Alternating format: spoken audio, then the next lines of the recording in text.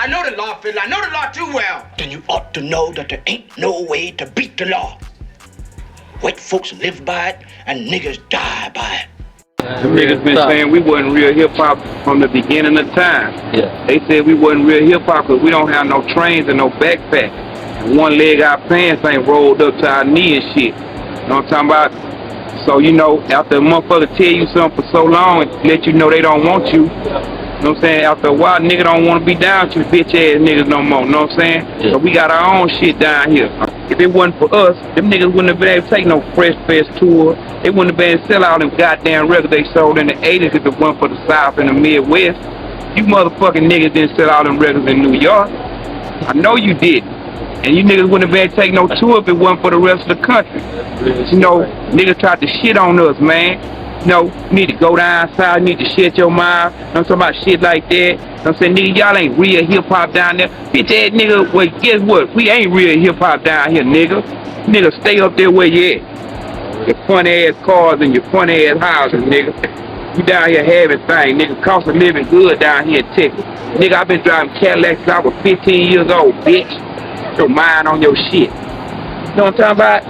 For real. And I ain't mad at nobody because you know what? The real rappers on the East that's getting money ain't hating. New York rappers. That's why them niggas ain't in the charts like us down here. That's why Atlanta and the South been ruling for what, the last 20, 30 years? Cause we're uncultured, nigga. We got a southern culture that we embrace. And Timberlands ain't part of it. Being cold in the snow with fur around our heads, that ain't our culture, my nigga. We play outside at Christmas time and shout. We don't know about Puerto Ricans. We don't know about the Statue of Liberty. We didn't smell the dust from the Twin Towers. So we ain't tuned in to that New York shit, my nigga. We respect it, we salute it, but y'all on the island, nigga. It's Focus Connect back in the building. And man, it's been a great debate for many years about New York and the South and what the Southerners had to go through to be heard.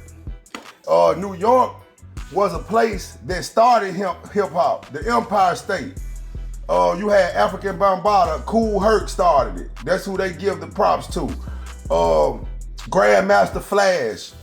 And then the many more that came behind them. Then in the South, there became a wave of hip-hop artists and people that made their music based on what they heard coming out of New York. So when you break it down and look at it, okay, if you start something originally started in New York, it didn't matter who did it next. It was gonna be as if you're not doing it correctly. So some subjects, you can see both sides.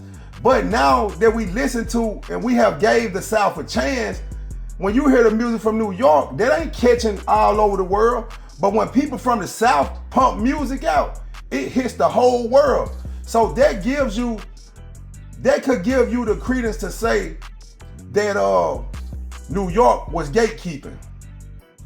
And that's how people like Pimp C felt. That's how people like Andre 3000 felt when he got up at the Source Awards in '95 and he said, the South got something to say. And that was a monumental moment in hip hop for the South. People felt like the industry needed to hear that, man. These people really were gatekeeping. Because like I say, they're looking at it as if you're doing it wrong because it started up here. This thing of ours, like the mob. And New York got that mob mentality. Anybody that's been in New York and see how rude the people in New York are, man, it's amazing. Their regular way of talking and treating one another could be considered disrespectful outside of New York. So I can understand how it probably was a barrier in communication. You have to look at it as if, like I say, they created it, so they had a problem with it. And then you gotta look at also from the South, they probably didn't understand what we was talking about because New York have been way more advanced as far as fashion wise. The thing they were rapping about, like the luxury cars and different things like that. So they probably really didn't even understand certain subjects that people from the South were rapping about. They probably didn't understand the lingo, so they probably couldn't get the full concept of the music. But I be thinking, see, I go deep sometimes, and I think about, what if it's genetic that, okay, when our people back in the day, the beats and drums, like Charleston White just said, the beats and drums that pump us in the South, with us being from the soil, genetically, now it's touching them. Because you can't deny what makes you feel good.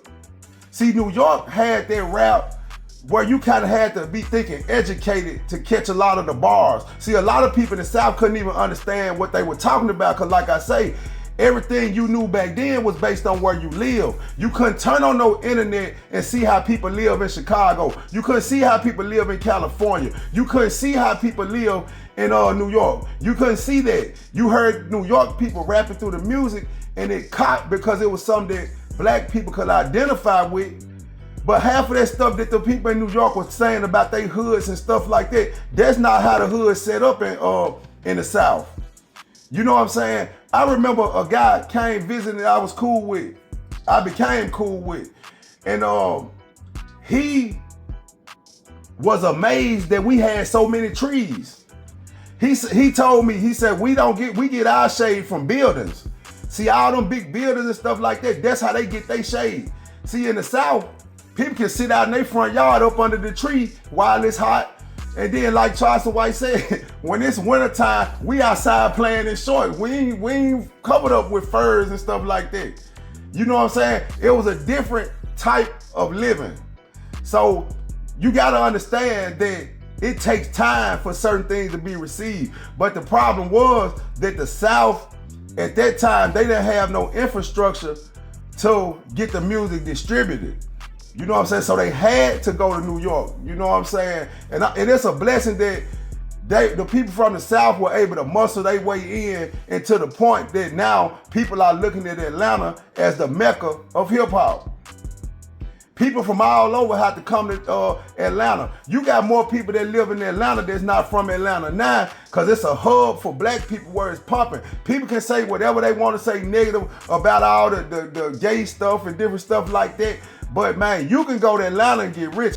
Honest to God, I haven't saw a person that went to Atlanta and they already had whatever plan they were working on go to Atlanta. I haven't saw a person fail.